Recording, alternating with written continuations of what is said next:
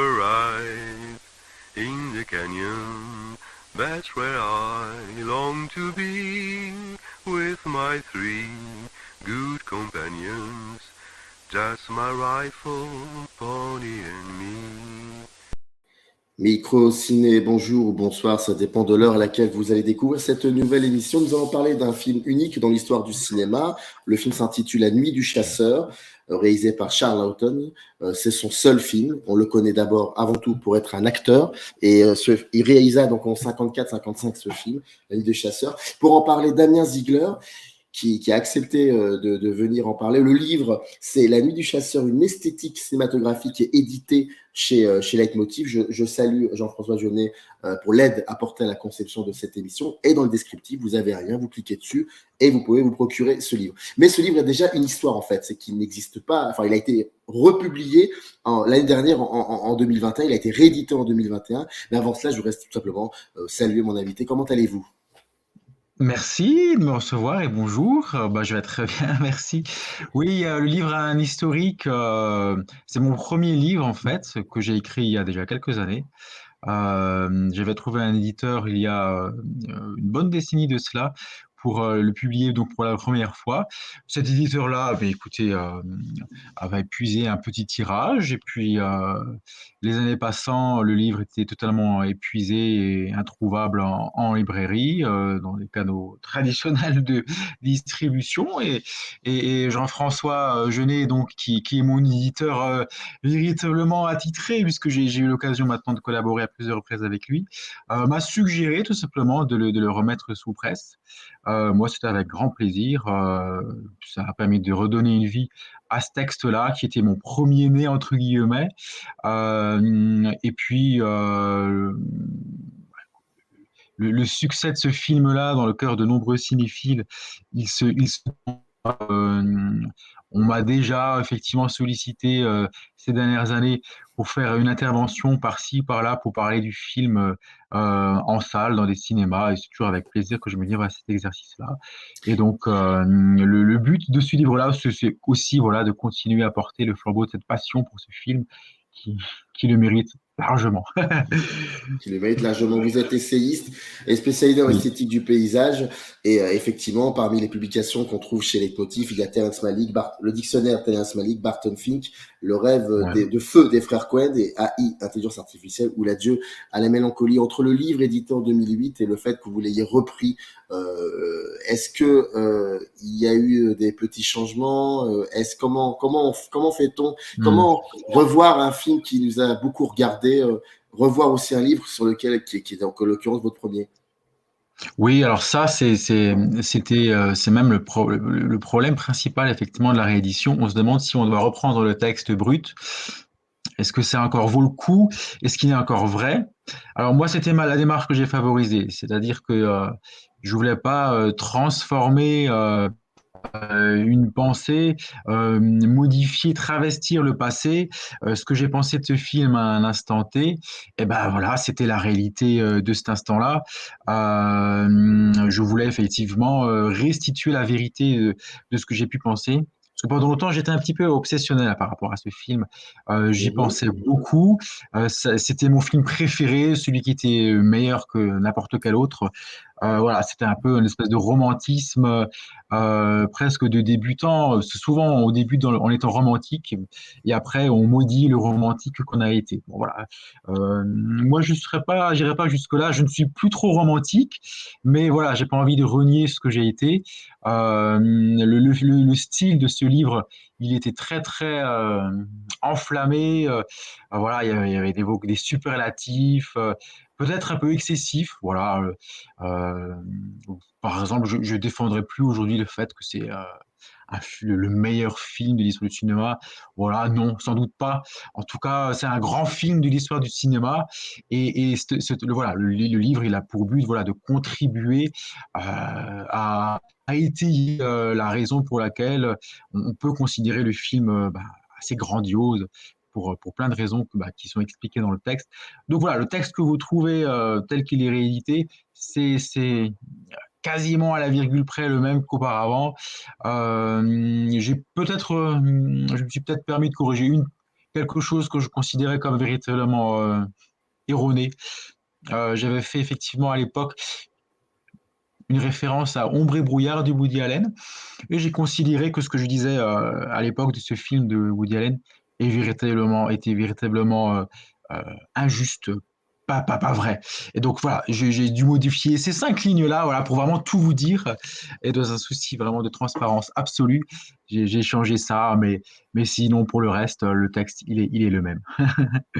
Alors, c'est une question qui n'était pas du tout prévue, qui est un peu une digression par rapport au livre, mais entre le cinéphile Damien Ziegler de 2008 et celui d'aujourd'hui, est-ce qu'il y a aussi une autre manière de regarder le cinéma peut-être qui a changé, un autre rapport moins obsessionnel qui a changé aussi? Oui, alors voilà, plus de distance. Moi j'essaie de le plus de portes possibles, de portiques d'accès possible au cinéma. À l'époque, j'avais pas encore les diplômes de cinéma que j'ai pu acquérir par la suite. C'était plus un livre de cinéphile qu'un livre d'écrivains confirmés. Je ne vais pas dire que je suis écrivain confirmé, mais comme j'ai écrit plusieurs livres, on va dire que voilà, j'ai un petit statut d'essayiste. Et voilà, et puis après, je me suis lancé effectivement dans une thèse de doctorat donc, que j'avais consacré à Malik. Et puis, du coup, effectivement, ça a donné un dictionnaire terrain hispanique. Donc tout ça, ça a fait que oui, j'ai élargi mes horizons, donc mon regard est forcément n'est plus le même. Il est moins encore juvénile forcément. Il est un peu plus instruit. Voilà, effectivement, il y a tellement de choses que j'ai pu lire et voir depuis. Mais pour autant, voilà, le texte, il résiste au passage du temps. Ce que j'ai écrit à l'époque me paraissait pas du tout absurde. Notamment, voilà, le fait que je présentais ce film comme effectivement très représentatif d'une esthétique classique, une espèce de sommet, de somme de ce que Hollywood pouvait faire de meilleur, même si là, on n'est pas complètement dans Hollywood, puisque c'est quand même un film d'auteur. Voilà, c'est pas un gros budget. Mais voilà, donc le texte, comme le texte tenait le coup en dépit du fait que mon regard a évolué, je me suis dit que ça valait vraiment le coup de le rééditer. Et c'est pour ça que j'ai été sensible effectivement à la proposition de Jean-François de le faire. Vous l'avez découvert à quel âge ce film? Ou alors là, ce sont les années lycée, je dirais, hein, les années lycée, donc c'est vrai que ça date un peu. C'est bien, ça fait plus. Il y a 10 ans? Il y a 10 ans, c'était il y a 10 ans. Un peu plus, un petit peu plus. Voilà, alors ça devait, je crois même, que j'arriverai à mettre le doigt sur la première découverte, donc pas du tout au cinéma. Alors, à l'époque, je l'ai vu au cinéma, mais bon, voir le film au cinéma, ça présente pas que des avantages. À l'époque, il n'y avait pas encore des diffusions numériques, c'était des vieilles bobines toutes craquelées. À la limite, quand j'ai vu La Nuit du Chasseur au cinéma, je me disais, valait mieux le regarder de nouveau en DVD parce que on était même en pré-Blu-ray, il n'y avait pas encore de Blu-ray. Maintenant, on a des restaurations. On est vraiment. En plus, le film, il a bénéficié de restaurations somptueuses, ce dont le livre d'ailleurs fait état, puisqu'il y a des reproductions de très belle qualité. Oui, c'était une carte blanche de Jean-Pierre Dionnet à Catherine Deneuve pour Canal+. Catherine Deneuve avait choisi ce film-là, et je crois bien que c'est à cette occasion-là que j'ai vu le film pour la première fois sur la petite lucarne. Alors voilà, ça n'a pas non plus été voilà le choc. Souvent on parle, ah j'ai vu pour la première fois, c'était un choc instantané. Non, c'est un film que j'ai plus ou moins toujours un peu plus apprécié au fil des diffusions. Et c'est bien parce que c'est un film, voilà, souvent un film on l'aime une fois et ça résiste mal la première fois, la deuxième fois on est déjà un peu déçu, troisième fois c'est insupportable et on préfère voir un nouveau film. L'Anne du chasseur, non, à chaque fois que je l'ai vu et revu, c'était on les belles choses restent belles et c'est une beauté qui reste intacte. Euh, et ça, c'est pas si fréquent que ça, parce qu'on dit souvent que le cinéma résiste moins au passage du temps que la bonne littérature. On se lasse plus facilement ou que la bonne musique. On peut écouter une symphonie 100 fois. Il y a pas beaucoup de gens qui donc j'ai pas vu La Nuit du Chasseur 100 fois. Bon, on va dire que j'ai vu 20 fois. mais, euh, mais voilà, c'est toujours un plaisir. Même si je le fréquente moins qu'à une époque, parce que voilà, il y a beaucoup de projets. Euh, voilà, vous avez cité avant les deux autres titres chez Leitmotiv, la AI de Spielberg. un film d'ailleurs qu'on connaît pas très bien, voilà, ou Barton Fink, un film qu'on identifie un petit peu mieux. Voilà, ça c'était des projets, d'autres très beaux projets auxquels j'ai eu le plaisir de me consacrer. Alors qu'à l'époque de l'année du chasseur, je me disais un peu de manière très romantique justement, j'aurais plus besoin de rien écrire après ça, puisque finalement l'année du chasseur c'est tout. Voilà, donc ça c'est vraiment pour illustrer un petit peu le romantique échevelé, très très jeune, que je ne suis encore une fois plus. Et donc voilà, donc maintenant j'ai plaisir à avoir découvrir beaucoup d'autres choses. Et au fil des années, au fil de tous ces visionnages de ce film-là, est-ce que il y a toujours eu un aspect qui vous sensibilisait davantage, enfin, qui vous continuait à vous sensibiliser, par exemple la mise en scène ou l'interprétation fiévreuse de Robert Mitchum? Est-ce qu'il y a toujours eu un aspect qui était là et qui vous a pas quitté? Alors Michou, il est vraiment bien, c'est vrai, mais des acteurs qui sont grandioses, finalement, il y en a pas mal. Il y en a beaucoup. Je sais pas, peut-être le dernier, c'était Daniel Day-Lewis dans Lincoln. C'est des choses complètement hallucinantes qu'on peut nous proposer parfois au niveau des interprètes. Non, je trouve qui fait que La Nuit du Chasseur se démarque vraiment beaucoup, c'est vraiment, il joue à fond la carte d'une esthétique, de l'esthétique du conte de fées, et il le fait d'une manière tellement à la fois naïve, mais à la fois en même temps très très maîtrisée. C'est un peu ce mélange des contraires que j'aime beaucoup. On est vraiment dans quelque chose de juvénile parce que voilà, c'est à hauteur d'enfant, c'est un film sur des enfants, mais en même temps, est-ce qu'il y a une hauteur de vue, une sûreté de la photo, hein. Moi, j'aborde toujours les films par alors, la direction de la photographie. Là, c'est Stanley Cortez qui nous fait un travail absolument hallucinant. On a vraiment des plans de grand ensemble, paysagers. Alors du paysage en carton-pâte, très bien. C'est du studio, mais qui est transcendé, et ça donne vraiment des visions de nature. Alors, parmi les plus belles, voilà, vous avez dit que j'avais écrit effectivement un traité du paysage. Voilà, on a des visions de nature qui sont parmi les plus belles qu'on ait pu voir au cinéma. Alors, c'est quelque chose qui est très caractéristique du cinéma américain, qui est extrêmement porté sur la beauté de la terre, tout simplement. C'est quelque chose qui le distingue du cinéma français, qui est à l'inverse très peu porté sur cet aspect-là. Voilà, moi, ce qui me séduit dans ce cinéma américain, et plus particulièrement d'Indu Chasseur, c'est la façon dont il nous montre quelque chose qui est très beau tout en étant très laid. Et encore une fois, on est dans l'esthétique des contraires, puisque le film nous montre, c'est l'histoire d'un tueur en série. Donc voilà, on nous montre des cadavres, on nous montre des morts, des pendaisons. Enfin, on nous montre pas tout ça, mais on en parle beaucoup. Et en même temps, tout ça, ça se déroule dans un cadre qui est vraiment idyllique, féerique. Ça me fait penser au cinéaste qui commence à se faire un petit peu oublier, Todd Solondz, qui avait fait un palindrome, dont je parle un peu dans le livre. Mhm. Mais lui, il s'est inspiré manifestement de La Nuit du Chasseur pour palindrome. Mais Solondz, c'est un cynique. Alors c'est génial, c'est très drôle, c'est très piquant, mordant, mais c'est complètement, pour le coup, désenchanté et misanthrope. Il montre quelque chose qui relève de l'esthétique du conte, mais il nous fait bien comprendre qu'il ne croit à rien. L'automne, sa force, c'est de montrer des choses horribles dans un cadre beau, et tout en nous disant qu'il y croit. Et voilà, donc ça je trouve sa force. C'est presque une histoire de foi. On est dans la foi, dans l'origine d'une foi. Bon, alors une foi, le film parle beaucoup de Dieu, de religion, mais on n'est pas obligé de croire en Dieu et d'être religieux pour apprécier le film. C'est ce que j'aime bien parler de foi laïque. Voilà, une ferveur qui est inspirée par la beauté de l'esthétique. Donc voilà, tout ça Mais pour répondre à la question, hein. Donc c'est la photo de Stanley Cortez vraiment que je trouve qui porte le film à travers les décennies.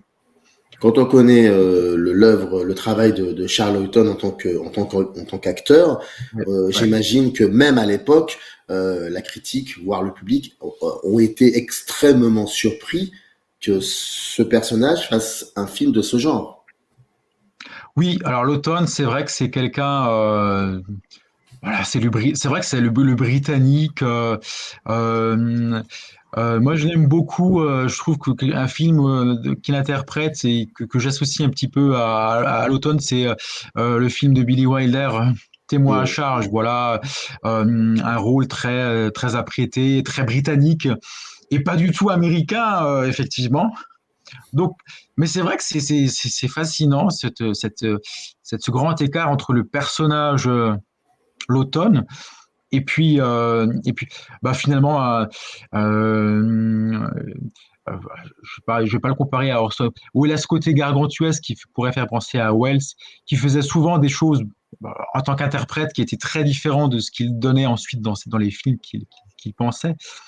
Mais oui, effectivement, on a avec l'automne un mystère, c'est-à-dire un acteur britannique qui réalise un film très américain. Alors souvent on dit qu'il est unique, qu'il ne correspond pas au canon hollywoodien. Alors moi je pense qu'il est extrêmement représentatif de ce qu'est le cinéma américain et hollywoodien tout particulièrement. Et que c'est même son intérêt principal, c'est que c'est une synthèse de tout ce que le cinéma américain peut avoir de meilleur. Donc en ce sens-là, il n'est pas du tout unique. C'est juste la culmination d'un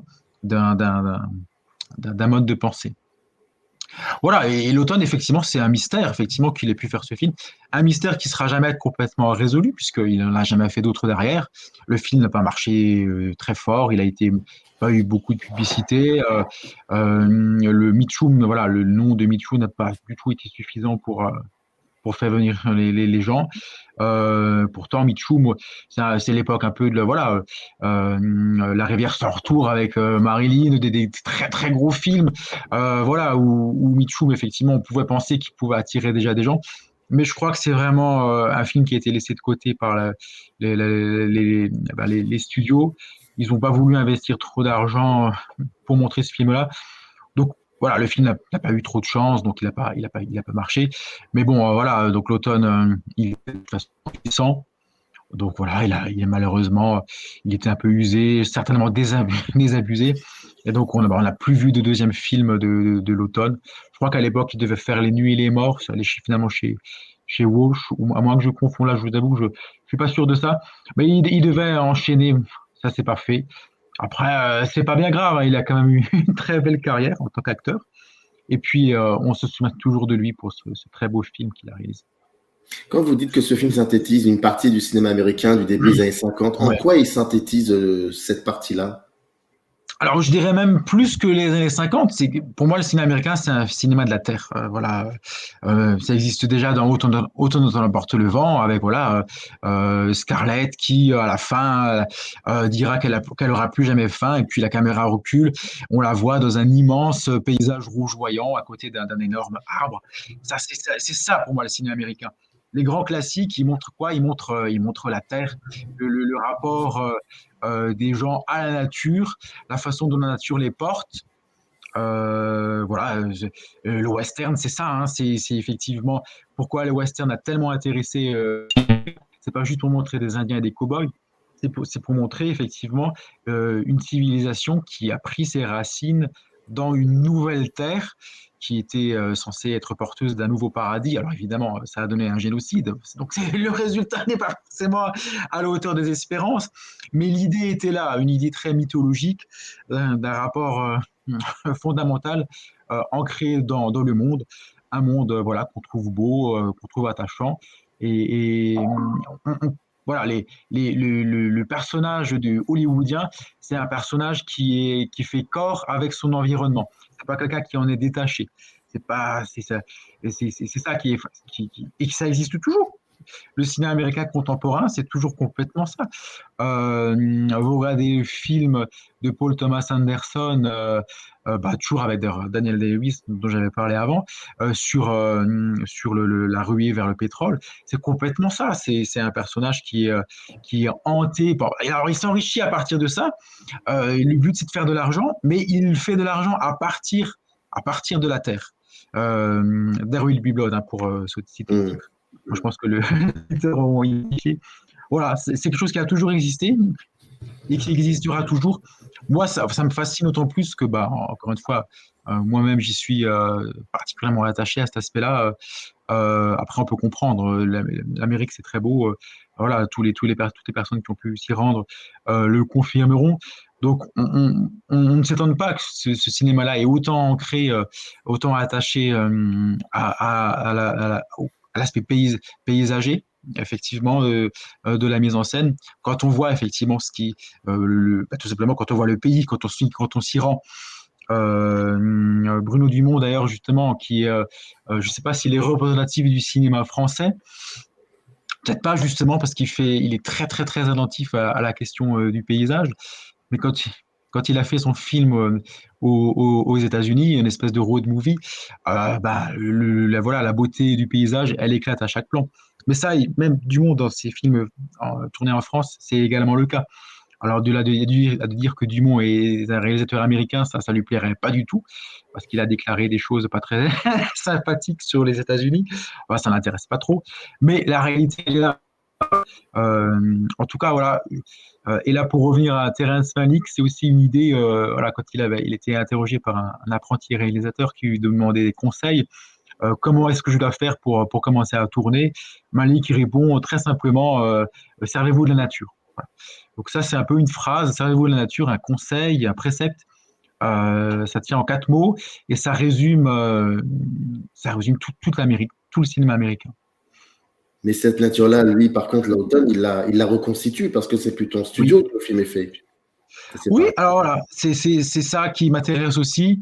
C'est l'Américain, il est capable de pas, ou le Britannique à l'automne, est capable de ne pas opposer l'artifice et le naturel. Il considère l'artifice comme un prolongement du naturel et non pas comme son opposé. Et ça, effectivement, ça paraît un peu subtil comme ça, mais ça n'est pas tant que ça. C'est une idée même un peu kantienne. Voilà, les choses ne s'opposent pas tant qu'elles se répondent et qu'elles se reflètent mutuellement. Effectivement, on peint la nature. Ça ne veut pas dire que. Alors là, on va faire le débat sur le beau esthétique. C'est pas parce qu'on peint la nature qu'on fait quelque chose qui ne relève pas de la nature. On peut considérer qu'une peinture de nature, c'est tout simplement un prolongement de la nature. C'est pour ça aussi qu'on dit souvent qu'on a l'impression que la nature se comporte de manière très artificielle. Parce qu'elle invente des choses qui relèvent presque d'une intelligence qu'on pourrait penser humaine. Voilà, on pourrait donner plein d'exemples. Des insectes qui se camouflent, tout ça, ça fait partie de stratégies de mise en scène. Voilà, c'est la nature, elle fonctionne comme ça, de manière artificielle. Et l'homme, en s'artificialisant, il ne se sépare pas de la nature, mais il la rejoint. C'est un peu, d'ailleurs, c'est une thèse, je ne l'ai pas forcément complètement défendue à l'époque de la Nuit du Chasseur, pour partie, mais c'est quelque chose sur laquelle j'ai bien plus insisté encore dans des livres que j'ai pu écrire après celui-ci. Charlton, on le sait, était extrêmement influencé par un cinéaste américain, surtout qui s'est fait connaître lors de l'âge d'or du muet, David Ward Griffith. Et Oui. dans le film, il y a l'actrice fétiche de Dick Griffith, Jane Gish. Est-ce qu'aujourd'hui, on peut continuer encore à dire que La Nuit du Chasseur est largement inspiré par le style pas forcément de Griffith, mais qu'il y a une connexion très forte avec les films muets? Bah, il y a une connexion forte avec les films muets de la mesure où tout passe par l'image. Voilà. On est évidemment en plein. Enfin, ça fait longtemps que le parlant existe dans les années 1950. Mais l'idée principale de l'automne, c'est de dire que je vais faire passer mon message non pas dans des morceaux de dialogue, mais dans des images. Et ça, effectivement, a fortiori, le cinéma muet, bah, il était obligé de réfléchir en ces termes. En ce sens, je trouve que alors effectivement, l'automne, il a dit qu'il s'était enfermé dans la salle de projection pour regarder les vieux Griffiths, notamment ceux avec Lillian Gish. Alors effectivement, il y a des très beaux morceaux de films je rentre pas dans le débat sur Griffiths et Naissance d'une nation, parce que ça va nous revenir très très longtemps. Ça n'est pas le sujet. Ça n'est même pas le sujet. Oui, c'est pas le sujet du tout, ouais, mais Il y a une émission qui en a parlé de ça. Donc, d'accord, ça marche. Donc je vais enchaîner plus voilà sur des aspects purement mise en scène. Oui, Oui. il y a une façon, un côté épuré de la mise en scène chez Griffith. Oui, ça se retrouve chez l'Automne. Et c'est pareil, effectivement, le côté très très pur de Lillian Gish, il se retrouve aussi, voilà, dans son interprétation, enfin, dans effectivement le personnage qui est le sien de la Nuit du Chasseur. Mais bon, Lillian Gish, quelque part, elle est restée un peu toujours dans les très beaux rôles qu'elle a eu du temps du muet. Elle a aussi un très beau rôle comme ça en Duel au soleil, très, très, très beau film. Voilà, Lillian Gish, ça a toujours été, finalement, elle a porté l'étendard du cinéma muet dans tous les petits rôles qu'elle a encore eu au temps du parlant. Mais bon, il n'y a pas que Griffiths. Moi, je penserais même plus à Borzaghi, voilà, les très beaux Borzaghi du muet, qui sont aussi des épures incroyables. Et on peut voir des rapprochements entre ça et le style défendu par La Nuit du Chasseur qui, voilà, c'est cette espèce de stylisation, un sens du cadre, un sens des compositions euh, très équilibré. Voilà, évidemment. Pardon. Les ombres et les lumières, tout cela, oui. On retrouve tout ça comme héritage du cinéma muet. Et ça, oui, c'est un héritage qui est pleinement assumé. Et c'est très réussi pour le coup, parce que ça ressemble pas à quelque chose qui est importé de force. Voilà, on pourrait penser, ah, mais c'est révolu, il recrée quelque chose qui est mort, ça n'existe plus. Ben non, pas du tout. C'est toujours neuf. D'ailleurs, aujourd'hui, on le revoit, c'est toujours neuf. D'ailleurs, les films du muet, c'est pareil, hein, les films de Borzaghi, on les revoit, ça reste des chefs-d'œuvre. Hein. C'est un cinéaste d'ailleurs que j'ouvre une parenthèse qui est malheureusement assez oublié c'est aujourd'hui, alors qu'il était un cinéaste important du muet, mais aussi Complètement, tout à fait, absolument. du parlant Les aussi. films sont souvent difficiles à voir aussi, malheureusement. Il y a de cela, effectivement. Comment s'est passé le tournage de ce film, la mise en chantier de La Nuit de Chasseur? Comment le projet a été créé? Est-ce qu'il y a eu beaucoup de difficultés ou c'est quelque chose qui s'est fait qui s'est fait facilement? Assez facilement, quand on relit il y a même d'autres ouvrages que le mien hein, qui ont été consacrés à ce, bon, malheureusement jamais traduit en français, mais de très bons livres qui ont été consacrés réellement à tous les préparatifs. C'est d'abord voilà un livre qui a été adapté. En étroite collaboration, l'auteur a toujours dit qu'il voulait rendre hommage à un bon livre, associer tous ses collaborateurs de très près.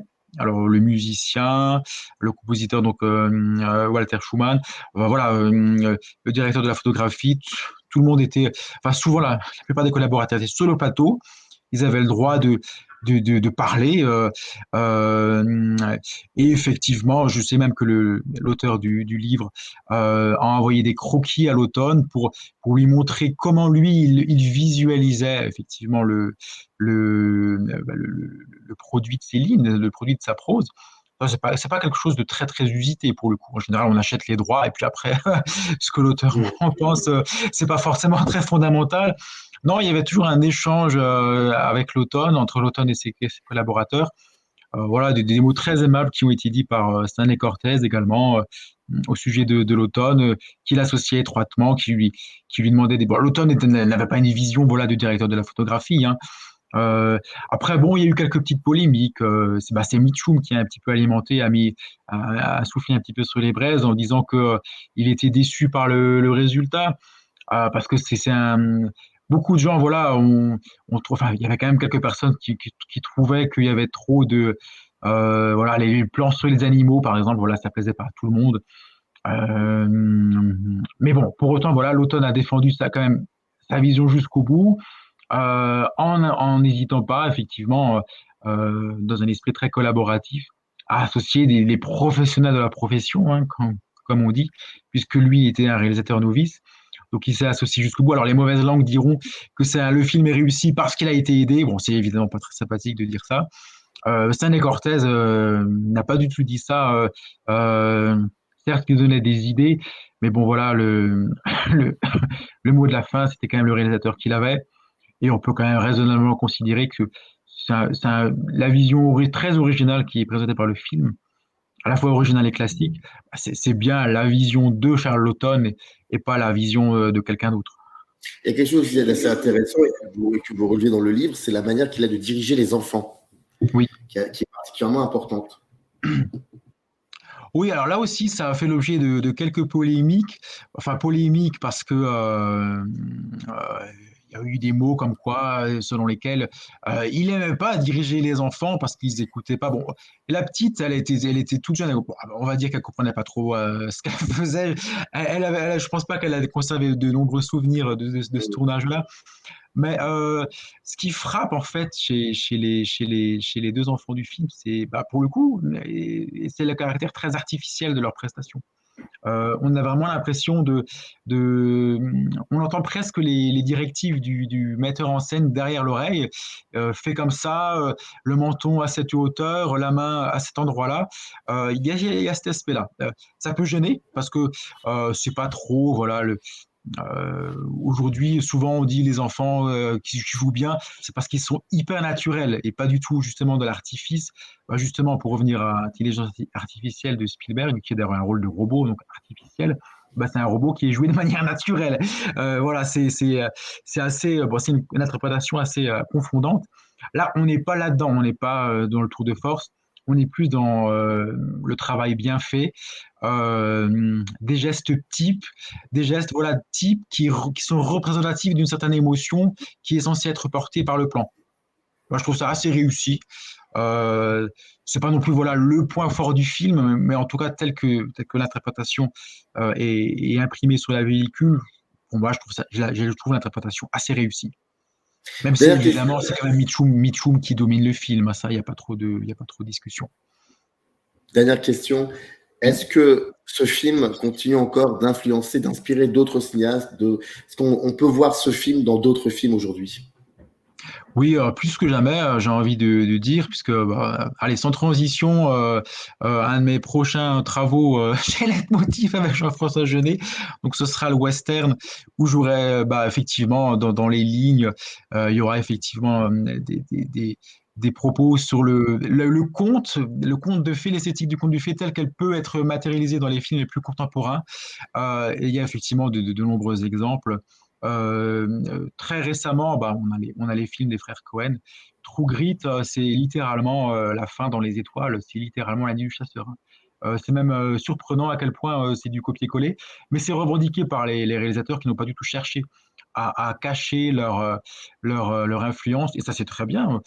Ils ont voulu, quand on veut aller vers le conte des fées, et c'est encore quand même très souvent le cas de nos jours, bah, en général, on peut difficilement échapper à la référence à la nuit du chasseur.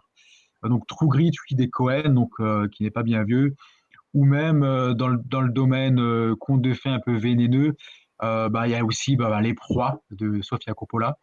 On peut retrouver des choses qui viennent de l'automne.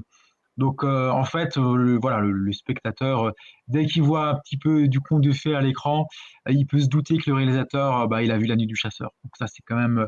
Il ne s'agit pas de faire un conte de fées pour faire un conte de fées.